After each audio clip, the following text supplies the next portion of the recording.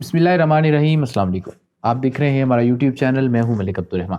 नाज़रीन, कल रात गए लाहौर हाई कोर्ट से एक तारीखी फ़ैसला आया। वो पंजाब में जो इंतखाबात होने हैं उसके हवाले से था, और जस्टिस जवाद हसन ने ये फ़ैसला जो है वो दिया, और कहा जा रहा है कि एक तारीखी फ़ैसला है। और इस फ़ैसले के अंदर अदालत ने ये कहा कि किसी भी सूरत जो इलेक्शन है वो 90 दिन से आगे नहीं जा सकते, क्योंकि आप ये बात जानते हैं कि पाकिस्तान के अंदर जो इलेक्शन होने हैं सूबाई असम्बलियों के, उसके हवाले से बड़ा तनाज़ा चल रहा है, और इलेक्शन कमीशन जो है वो इलेक्शन नहीं करवा रहा। जो गवर्नर है पंजाब का या KPK का, वो इलेक्शन की तारीख नहीं दे रहा। फ़ौज कह रही है कि हम सिक्योरिटी नहीं देंगे, इलेक्शन कमीशन कह रहा है हमारे पास पैसे नहीं है। तो कुल मिला के ये सारे लोग जो हैं वो सिर्फ एक चीज़ चाहते हैं कि पाकिस्तान के अंदर इलेक्शन ना हो। तो ऐसे में जो पाकिस्तान की अदालतें हैं उनकी जानब से एक ऐसा फ़ैसला दिया जाना, ये बड़ा ही खुश आइंद है। और इस फैसले के अंदर क्लियरली लाहौर हाई कोर्ट ने कहा कि 90 दिन से ज़्यादा जो है वो इलेक्शन नहीं करवाए जा सकते, और इलेक्शन कमीशन को ये हुक्म दिया कि गवर्नर के साथ मिलकर जितनी जल्दी हो सके फौरी तौर पर इलेक्शन अनाउंस करें। तो इसके बाद जो है वो अब क्या ऑप्शन इनके पास रह जाता है? ज़ाहिर सुप्रीम कोर्ट का एक ऑप्शन रह जाता है, क्योंकि वो सबसे हायर कोर्ट है, और सबसे हायर कोर्ट का जो चीफ जस्टिस है वो इस फैसले से आने से पहले ये बात कह चुका है कि 90 दिन से आगे इलेक्शन नहीं जा सकते। तो अब अगर ये हुकूमत सुप्रीम कोर्ट जाती है तो वहाँ से भी ये डिसमिस हो जाएगी पिटीशन, और 90 दिनों में इलेक्शन होने हैं और तारीख दी जानी है। जबकि अगर ये लोग दोबारा से इस्टेब्लिशमेंट का सहारा लेते हैं और इस्टेब्लिशमेंट दोबारा से अदलिया को कंट्रोल करती है, तो ये बड़ा ही अफसोसनाक होगा। लेकिन इसमें एक बात बड़ी अहम है कि जस्टिस जवाद हसन जो है वो उन्होंने इसी सारे माहौल के अंदर फैसला दिया है।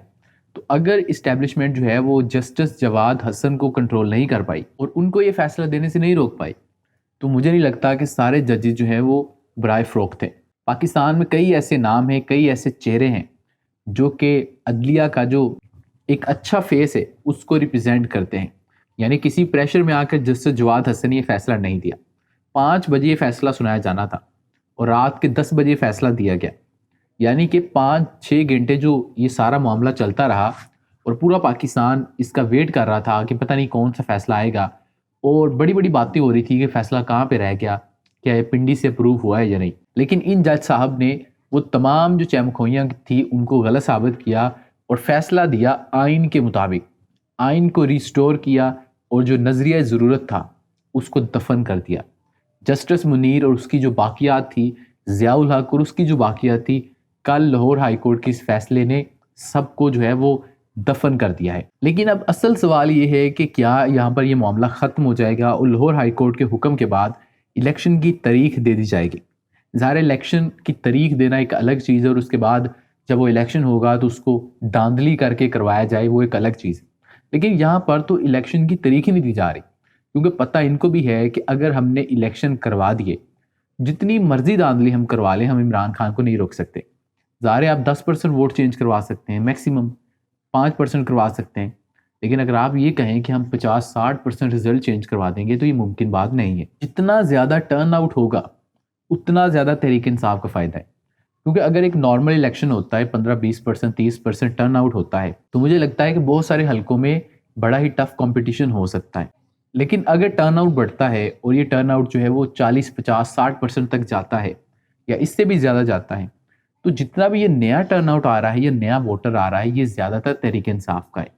ये नौजवान हैं जिन्होंने शायद ज़िंदगी में कभी वोट नहीं डाला, और अगर डाला भी है तो ज़्यादा से ज़्यादा 2018 में डाला है, और उस वक्त उन्होंने तब्दीली को वोट दिया था।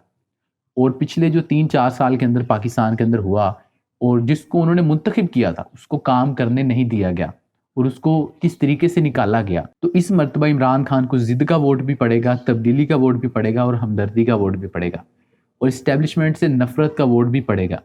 तो इलेक्शन चाहे ये मार्च में करवा ले, चाहे अगले साल मार्च में करवा लें, इन्होंने इमरान खान से इलेक्शन हारना है। क्योंकि अब ये बात जानते हैं कि 2020-2021 का ये जो टाइम था, तहरीक इंसाफ का जो ग्राफ था मुसलसल नीचे जा रहा था, और जो ज़िमनी इंतखाबात हो रहे थे तहरीक इंसाफ वो भी हार रही थी। उसकी वजह थी मुल्क में महंगाई थी, बहुत सारे मसले मसाइल थे, पेट्रोल जो था वो 150 रुपये तक पहुँच चुका था, और इन लोगों ने लोगों को बेवकूफ़ बनाया हुआ था कि इमरान खान बड़ा महंगा पेट्रोल आपको दे रहा है, जबकि वो बार बार कहता था कि दुनिया के अंदर बड़ी महंगाई है, हम तो आपको सस्ता पेट्रोल दे रहे हैं। لیکن لوگوں کو یہ بات سمجھ نہیں آ رہی تھی. تو تحریک انصاف اگر اپنے 5 سال مکمل کرتی تو مجھے لگتا ہے کہ شاید تحریک انصاف اگلا الیکشن نہ جیت پاتی. اگر جیتتے بھی تو پھر سے وہی رزلٹ آنے تھے, 2/3 اکثریت ان کو نہیں ملنی تھی. لیکن انہوں نے ایک چلتی حکومت جو کہ پروگریس کر رہی تھی, 6% کی GDP گروتھ ہو رہی تھی, ملک کے جو جتنے بھی معاشی انڈیکیٹرز ہوتے ہیں وہ سارے پازیٹیو تھے. جہاں تک مجھے پتا ہے کوئی ایک آدھ نیگیٹو بھی ہو سکتا ہے, لیکن انہوں نے چلتی حکومت کو گرا کر عمران خان کو جب انہوں نے گھر بھیج دیا صرف اپنے کیسز کو معاف کروانے کے لیے اور خود کو NRO دینے کے لیے, تو یہ ملک کے ساتھ غداری تھی اور اس غداری کو پاکستانی معاف نہیں کریں گے.